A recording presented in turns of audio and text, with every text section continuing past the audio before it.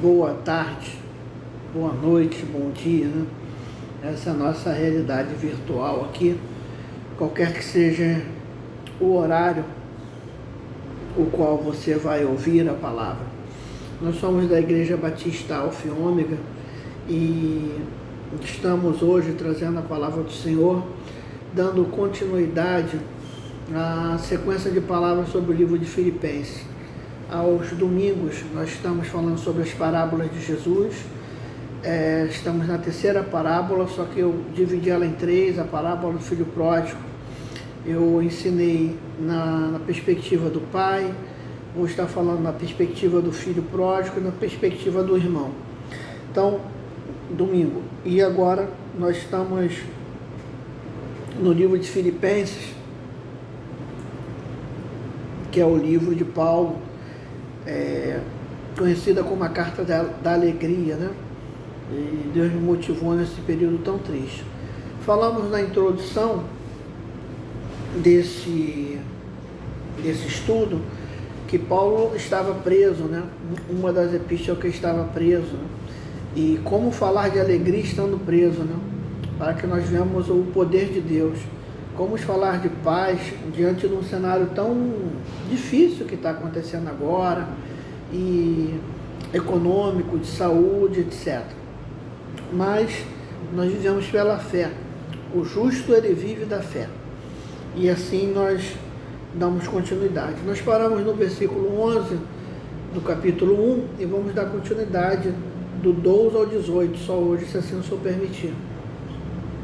Filipenses 12, 1, do 12 ao 18, diz assim: quero ainda, irmãos, cientificar-vos de que as coisas que me aconteceram têm antes contribuído para o progresso do Evangelho, de maneira que as minhas cadeias em Cristo se tornaram conhecidas de toda a guarda pretoriana e de todos os demais. A maioria dos irmãos, estimulado no Senhor por minhas algemas, ousam falar com mais desassombro a palavra de Deus. Alguns efetivamente proclamam a Cristo por inveja e porfia, outros, porém, o fazem de boa vontade. Eis por amor, sabendo que estou incumbido da defesa do Evangelho. Aqueles, contudo, pregam a Cristo por discórdia, insinceramente, julgando suscitar tribulação às minhas cadeias. Todavia, que importa? Uma vez que Cristo, de qualquer modo, está sendo pregado, quer por pretexto, quer por verdade, também com isso me regozijo, sim, sempre me regozijarei. Então, o apóstolo Paulo é um homem à frente do seu tempo, um homem que tinha uma visão realmente do mundo espiritual fantástica, das coisas que estavam acontecendo. Então, ele vai, nos primeiros capítulos, nós demos a introdução, e agora um corte, porque ele começa a falar das suas prisões, né? Do que realmente, como está o Evangelho, porque Cristo tem que ser tudo na nossa vida e seus propósitos têm que ser maiores do que o nosso. E essa eu creio que é a grande dificuldade da igreja atual de compreender isso, que Cristo tem que ser maior do que o meu eu, do que as minhas necessidades. E Paulo vai falar: quero ainda, irmãos, certificados das coisas que estão acontecendo, né? Ou seja, que aconteceram, que as prisões contribuíram para o progresso do Evangelho. Por que essas prisões contribuíram para o Evangelho? Deus, tem algumas pessoas que usam até expressões cotidianas para que se entenda, né? É na tribulação que as igrejas crescem, é na tribulação que se ora, e é também uma das questões, mas a grande questão é porque Paulo, ele estava ali incessantemente orando, mas ele conseguiu métodos, né? Ou seja, as epístolas paulinas conseguiram com tamanha eficiência reter esse período que ele não estava, ou seja, ele mandava as epístolas, ou seja, o Evangelho estava sendo pregado, e eram epístolas espirituais que realmente mudavam o cenário daquelas igrejas aos quais elas iam. Ou seja, o Evangelho não parou.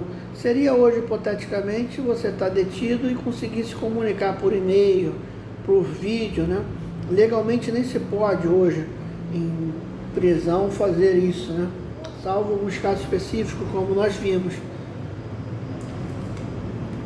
Mas o Evangelho, ele continuou. Por que também? Porque o Evangelho não é de um homem, o Evangelho é de Deus. E Deus, todas as coisas colaboram para o bem daqueles que amam a Cristo. E se Deus nos abençoa de uma maneira rica e poderosa, livra-nos do laço do passarinheiro, livra da seta que voa ao meio-dia, quanto mais a sua obra.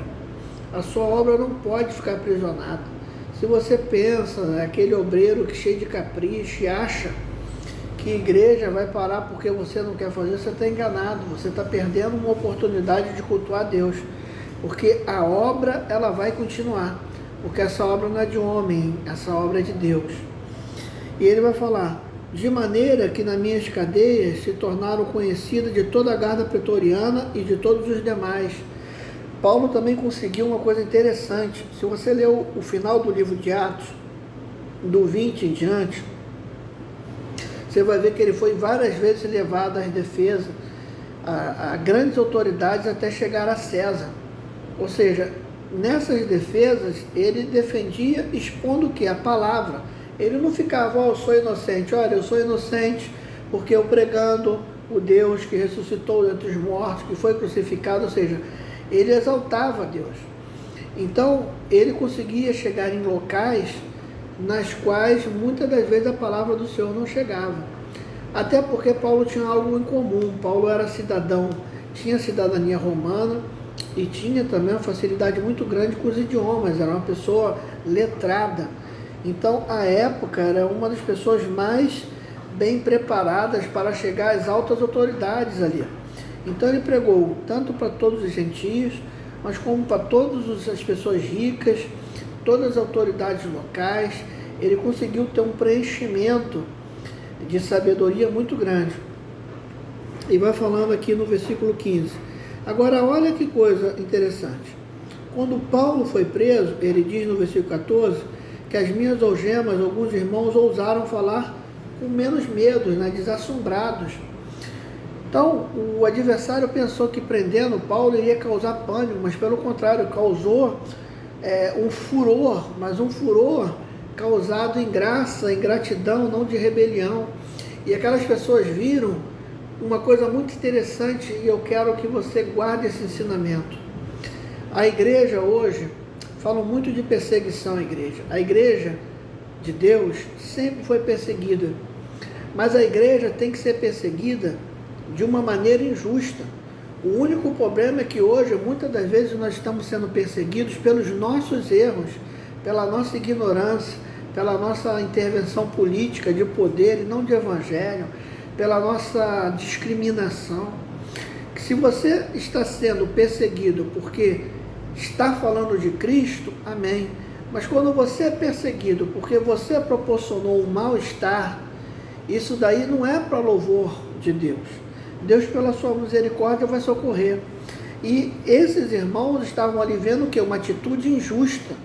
Hoje, meus irmãos, quando a gente vê principalmente os feeds de notícias, a gente vê quantos líderes presos por abusar de pessoas, estupros de vulneráveis, por estelionato. Isso em nada gera impacto na pregação do Evangelho. Mas Paulo estava preso santamente, de uma maneira covarde, com acusação de falsos crimes. Portanto, seja íntegro. Se você tiver que ser perseguido, seja porque você faz o bem, não porque você suscita a ira do teu próximo, das autoridades. Paulo vai ensinar isso em Romanos, né? A lei, ela tem que ter medo de quem transgride ela. Não somos nós. Pessoas honestas não têm medo de polícia, não têm medo de órgãos públicos, porque nós estamos sob uma tutela de legalidade. E se acontecer a injustiça, nós teremos proteção maior de Deus. Então isso causou esse pertencimento. Versículo 15. Alguns efetivamente proclamam a Cristo por inveja e porfia, outros fazem de boa vontade. Você vê que o ser humano, ele é complexo. É muito comum a gente olhar, mas no momento as pessoas estão ruins, mas Eu já falei até uma das minhas mensagens, você olha Gênesis, você vê uma atitude deliberada de violência, de prostituição, de maldade. O ser humano, ele tem na sua essência, depois da queda principalmente, esse tino às vezes a desagradar a Deus. Então eu creio que muito mais do que a época, nós temos que combater a nossa essência. A nossa essência que quer, num momento de leviandade, tirar vantagem. Num momento de ira, quer retribuir. O homem, ele é um espírito que habita dentro de um corpo. E Cristo faz a obra na nossa alma, no nosso espírito. A nossa carne nunca vai se converter ao Senhor. A carne sempre vai querer as obras da carne elencadas em Gálatas. As obras da carne são avareza, prostituição, inveja, e ali o rol é grandíssimo. Então, nós temos que compreender que o Senhor habita em nós no espírito quieto. O Senhor quer fazer em nós grande morada. O Senhor quer fazer em nós uma grande obra.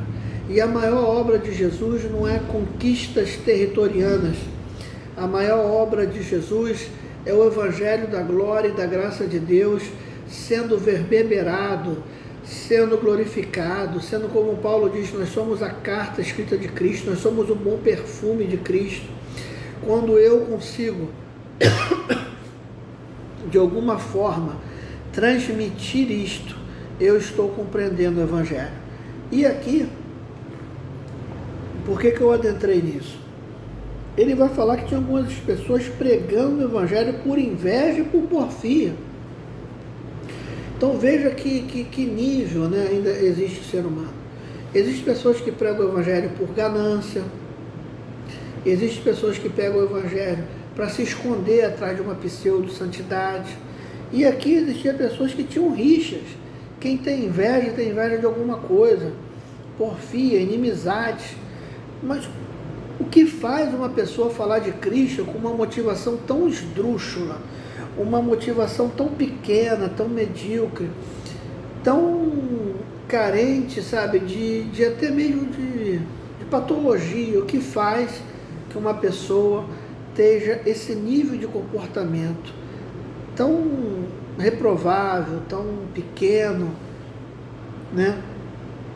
Então, meus irmãos, preguemos o Evangelho da graça de Deus com amor, com carinho, cada um contribuindo na obra como pode. Você pode contribuir compartilhando esse vídeo, evangelizando pessoas, meu, de qualquer outra pessoa. Você pode contribuir orando, você pode contribuir pregando, você contribui louvando, você contribui evangelizando, você contribui com recurso financeiro, você contribui ajudando ao próximo, você contribui ajudando as viúvas. O Evangelho, ele é feito da palavra de Deus e de boas ações. Então, quando nós vemos aqui isto, abre assim, meu Deus, como pode, né? Numa igreja recém-fundada, onde havia manifestação dos discípulos de Cristo, a manifestação do Pentecostes, ou seja, uma presença do Espírito Santo na terra predominante ali, vencendo tantas coisas ruins, e existia pessoas que pregavam o Evangelho por inveja. E olha o porquê, o motivo, né? Ele vai falar. Existe por Evangelho. Estes por amor, sabendo que estou incumbido da defesa do Evangelho. Quem pregava por amor compreendia que Paulo era um apóstolo santo, irrepreensível,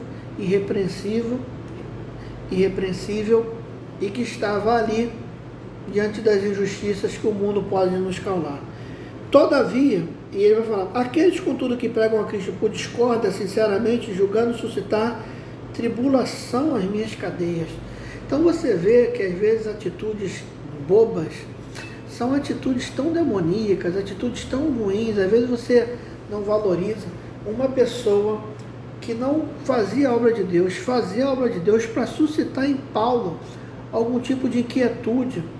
E esta inquietude até poderia ser gerada, e é gerada em muitos líderes, e que não gere em você se você for vaidoso. O vaidoso é a figura que se acha insubstituível. O vaidoso é aquele que se acha melhor do que os outros. O vaidoso é aquele que acha que não pode ser substituído. O vaidoso acha que é melhor em qualquer atitude que possa fazer. E quando tem alguém que faz da maneira melhor, tem um carisma melhor, essa pessoa entra em ciúmes. Paulo não tinha ciúmes do Evangelho, porque para ele importava a exaltação de Cristo, para ele importava a exaltação de Deus. E eu chamo a tua atenção, para quem você faz a obra de Deus? Para agradar pastores, para agradar irmão, para se amostrar, você está enganando a si mesmo, vai faltar algo no seu coração. Faça qualquer coisa, desde um copo d'água, desde uma transferência bancária, desde uma ajuda de mantimentos, faça em secreto, faça que o seu Deus lhe reconheça, faça sem querer a aclamação dos homens, porque esta obra não é obra de homens, cada um contribui com o que pode. Eu não sei cantar, eu sei fazer poucas coisas, mas aprova a Deus me dá o dom de misericórdia, de pregar e de ensinar, e é com isso que eu contribuo. Então, meus irmãos, que nós não tenhamos vaidade, não sejamos atiçados por ela e não tenhamos, de hipótese alguma, e nem venhamos usar, atiçar isto. E Paulo vai falar a coisa mais óbvia, né? Todavia, que me importa, né, no versículo 18, uma vez que Cristo, de qualquer modo, está sendo pregado, quer por pretexto, quer por verdade, também com isso me regozijo, sempre me regozijarei. Ou seja, as pessoas no momento de prisão, querendo, em vez de estar intercedendo, orando pelo apóstolo, estavam ali, sabe, querendo trazer algo pela inquietação dele. Mas pela sua maturidade, não importa, estão pregando a Cristo, isso que importa. Não permite que a vaidade venha assombrar a tua vida. Seja mais simples, seja mais bela, seja mais belo. Dê valor às pessoas. Você não precisa disputar nada com ninguém, o que é seu está guardado. A sua bênção tem tamanho, tem digital. O que é teu, ninguém vai tomar. O que é teu da tua casa, o que é teu dos teus filhos. Que Deus venha realmente dar essa visão para a obra dele, uma visão sem vaidade. Uma obra em que as pessoas peguem a Cristo, porque amam a Jesus e amam falar do Evangelho. Que você venha nesse momento ouvir essa palavra e venha amar a fazer a obra de Deus. Que importa se Cristo seja glorificado? O que importa que está acontecendo contigo se o Senhor está sendo glorificado? O que importa é que Cristo seja glorificado na tua vida. Que o Espírito de Deus fale melhor ao seu coração. Quarta-feira, se assim o Senhor permitir, estaremos dando continuidade de Filipenses 1:19 em diante. Que a boa mão do Senhor esteja contigo. Bendito Deus, eterno Pai, guarda meus irmãos, aonde eles estiverem, que venham fazer a obra com zelo, carinho e amor, feita única e exclusivamente para o Senhor. Eu abençoo cada um, e que o amor de Deus o Pai, a graça maravilhosa de Jesus o Filho, e a doce comunhão do Espírito Santo de Deus esteja sobre a tua vida, não somente hoje, mas para todos sempre. Fique em paz, meu irmão. Deus te abençoe. Seja feliz. Tenha um final de semana abençoado. Domingo, vamos estar falando sobre as parábolas de Jesus. Todas as parábolas. Talvez você nunca viu todas as parábolas pregadas, né? Ou já viu. Deus tem algo tremendo para você. Deus abençoe ricamente em nome de Jesus. Amém.